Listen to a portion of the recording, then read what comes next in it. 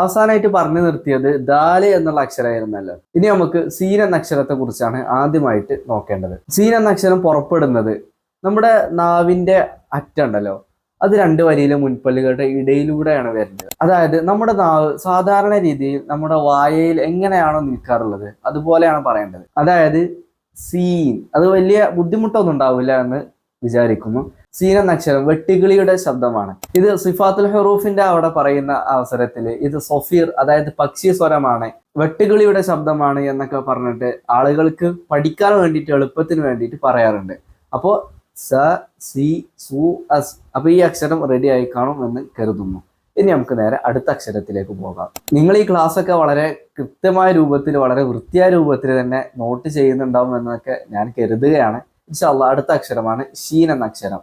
ഷീന് നാവിന്റെ മധ്യഭാഗം, അത് നമ്മുടെ നേരെ മേലെ അണ്ണാക്കിനോട് ചേർന്നിട്ടാണ് ഉച്ചരിക്കേണ്ടത്. ചില ആളുകൾ ക്ഷ എന്ന്, നമ്മുടെ ക്ഷ മറ്റേ മലയാളത്തിലുള്ള ക്ഷ എന്നുള്ള ആ ഒരു റിക്ഷ എന്നുള്ള ക്ഷ അല്ല ഇതുള്ളത്. അപ്പൊ ഷ ഷി ഷു അഷ്, അത് നമ്മുടെ നാവിന്റെ മദ്യം മേലെ അണ്ണാക്കിലേക്ക് തട്ടിയിട്ട് തന്നെ ഉച്ചരിക്കണം. ഈ ഷീൻ എന്ന അക്ഷരം ഉച്ചരിക്കുന്ന സമയത്ത് വായിൽ നിന്ന് കാറ്റ് പുറപ്പെടും. അപ്പോ നമ്മുടെ മുൻപല്ലിന്റെ തല ആ ഭാഗത്തേക്കാണ് ഷീനിന്റെ, അത്ര വരെയാണ് ഷീനിന്റെ കാറ്റ് നീളേണ്ടത്. അപ്പൊ വളരെ കൃത്യമായ രൂപത്തിൽ തന്നെ ശ്രദ്ധിച്ചിട്ട് തന്നെ ഷീൻ എന്ന അക്ഷരം ഉച്ചരിക്കണം. അഊദു ബില്ലാഹി മിനശ് ശൈത്വാനിർ റജീം. ഇൻഷാ അല്ലാഹ് അടുത്ത അക്ഷരത്തിലേക്ക് പോകാം. അടുത്ത അക്ഷരമാണ് ഫ എന്നുള്ള അക്ഷരം. ഫ വളരെ സിമ്പിൾ ആണ്.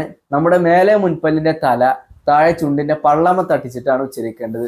ഫ ഫ ഫ, അത് വളരെ സിമ്പിൾ ആണ്, പ്രത്യേകമായിട്ട് പറഞ്ഞു തരേണ്ട ആവശ്യമൊന്നും ഉണ്ടാവില്ല. അടുത്ത അക്ഷരം കാഫ് എന്നുള്ള അക്ഷരമാണ്. കാഫ് നമ്മുടെ ഖാഫിനോട് അടുത്തുള്ള സ്ഥലമാണ്. അതായത് നാവിന്റെ മുരടും മേലെ അണ്ണാക്ക്, അതിനോട് അല്പം താഴെ ആയിട്ട് തന്നെയാണ് കാഫ് വരുന്നത്. ക കി കു അഖ്.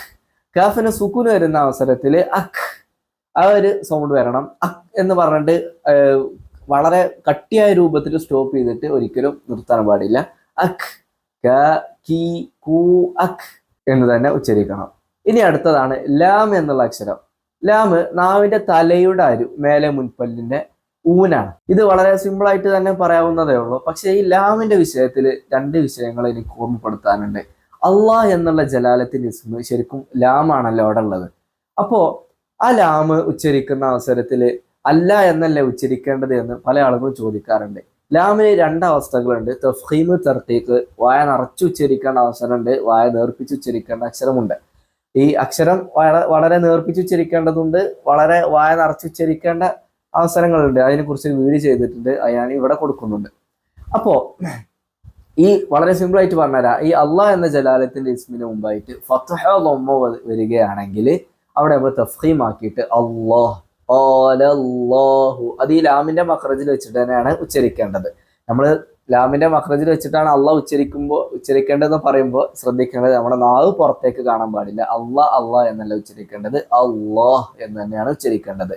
പിന്നെ അതുപോലെ തന്നെ ഇനി അള്ളാഹ് എന്ന ജലാലത്തിന്റെ ഇസ്മിന്റെ മുമ്പായി കസ്റ് വരികയാണെങ്കിലാണ് ഈ ലാമിന്റെ തനിയായ ശബ്ദം നമ്മൾ കേൾക്കാൻ കഴിയുക. അതായത് ബിസ്മില്ലാഹി, അവിടെ മീമിന് കസ്റായതുകൊണ്ട് അള്ളാഹ് എന്ന ജലാലത്തിന്റെ ഇസ്മിനെ തർത്തീഖാക്കിയിട്ടാണ് ഉച്ചരിക്കുന്നത്. അപ്പോൾ ഇത് മനസ്സിലായിട്ടുണ്ടാവുമെന്ന് കരുതുന്നു. ഇത് ഷോർട്ടാക്കിയിട്ടാണ് പറഞ്ഞത്, വിശദീകരിച്ച ഒരു വീഡിയോ നമ്മൾ ചെയ്തിട്ടുണ്ട്. ഇനി അടുത്തതാണ് മീം എന്ന അക്ഷരം. മീം നമ്മുടെ രണ്ട് ചുണ്ടുകളുടെ ഇടയാണ്. അപ്പൊ ചുണ്ട് ഉള്ളിലേക്ക് വലിച്ചിട്ട് മ എന്ന് പറയാൻ പാടില്ല.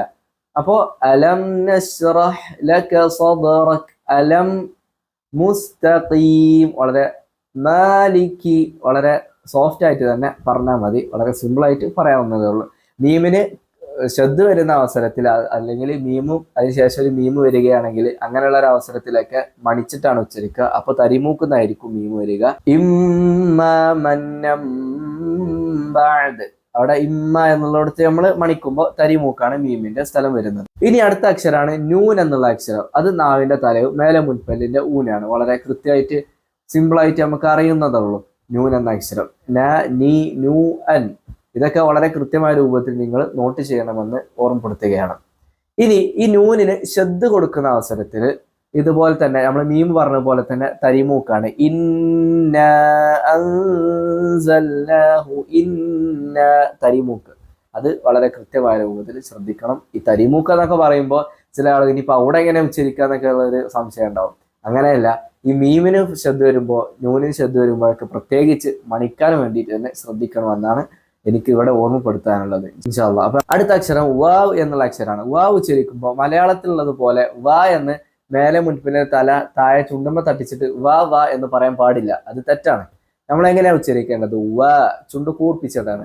അപ്പൊ ഗൈരിൽ മഗ്ദൂബി അലൈഹിം വലല്ലാ അലൈഹിം ചുണ്ട് കൂട്ടുക, പിന്നെ വാ പറയുമ്പോൾ ചുണ്ട് കൂർപ്പിക്കണം. അപ്പൊ ഫാത്തിഹയിൽ പല ആളുകളും അലൈഹിം വലല്ലാലിനെ പറയുന്നുണ്ട്, തെറ്റാണ്. അപ്പൊ ശ്രദ്ധിക്കുക, അലൈഹിം വലല്ലാലീൻ ശ്രദ്ധിച്ച് ഓതണം. അപ്പൊ വ എന്ന അക്ഷരം ശ്രദ്ധിക്കുക, പ്രത്യേകിച്ച് പറയാനില്ല, രണ്ട് ചുണ്ടുകളുടെ ഇട തന്നെയാണ്. അടുത്തത് ഹ എന്നുള്ള അക്ഷരമാണ്. തൊണ്ടയുടെ അടിഭാഗത്ത് നിന്ന് അല്ലാഹ് ഇഹ്ദിന. ഈ ഹാന് സുക്കൂൻ വരുന്ന അവസരത്തിൽ ഇഹ്ദിന എന്ന് പറയാൻ പാടില്ല, ഈ ഹ നീളണം. പിന്നെ അതുപോലെ തന്നെ നമ്മൾ തഹ്ലീൽ ചെല്ലുന്ന അവസരത്തിൽ ലാ ഇലാഹ ഇല്ലല്ലാഹു ലാ ഇലാഹ ഇല്ലല്ലാഹ്. അവരെ അവസാനത്തിൽ വാഹ് ഹ കേൾക്കണം. ഇനി അവസാനത്തെ അക്ഷരമാണ് യ എന്നുള്ള അക്ഷരം. അത് നാവിന്റെ മധ്യവും, അതായത് ഷീന് പറഞ്ഞ സ്ഥലം തന്നെ, അത് നേരെ മേലെ അണ്ണാക്കും. ചില ആളുകൾ ഫാത്തിഹയിലെ ഇയ്യാക നഅ്ബുദു ശദ്ദുള്ള യാഇനെ നേർപ്പിച്ചിട്ട് ഇയ്യാക നഅ്ബുദു എന്ന് ഓതാറുണ്ട്, തെറ്റാണ്.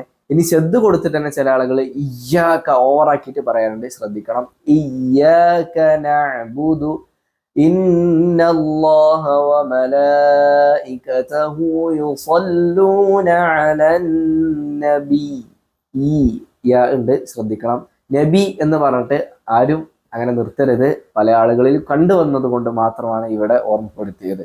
അപ്പോൾ മലയാള അക്ഷരവുമായിട്ട് സാദൃശ്യമുള്ള അക്ഷരങ്ങൾ മുഴുവനായിട്ട് കഴിഞ്ഞിട്ടുണ്ട്. ഈ അക്ഷരങ്ങൾ ഇനി വളരെ കൃത്യമായ രൂപത്തിൽ തന്നെ പഠിക്കണം. ഇനിയാണ് കുറച്ച് ടഫുള്ള അക്ഷരങ്ങൾ വരാൻ പോകുന്നത്. ഇൻഷാ അല്ലാഹ് അടുത്ത ക്ലാസ്സിൽ കാണാം. അല്ലാഹു സുബ്ഹാനഹു വ തആല നാം ചെയ്യുന്ന നല്ല നല്ല അമലുകൾ അവൻ്റെ അടുക്കൽ ഏറ്റവും നല്ല കൂലിയുള്ള ഒരു അമലാക്കി അല്ലാഹു സുബ്ഹാനഹു വ തആല മാറ്റി തരുമാറാവട്ടെ. അല്ലാഹു നമ്മളെല്ലാവരെയും ഖുർആനിന്റെ അഹ്ലുകാരിൽ ഉൾപ്പെടുത്തുമാറാവട്ടെ. അസ്സലാമു അലൈക്കും വറഹ്മത്തുള്ളാഹി. ساعدني يا رحمن اشرح صدري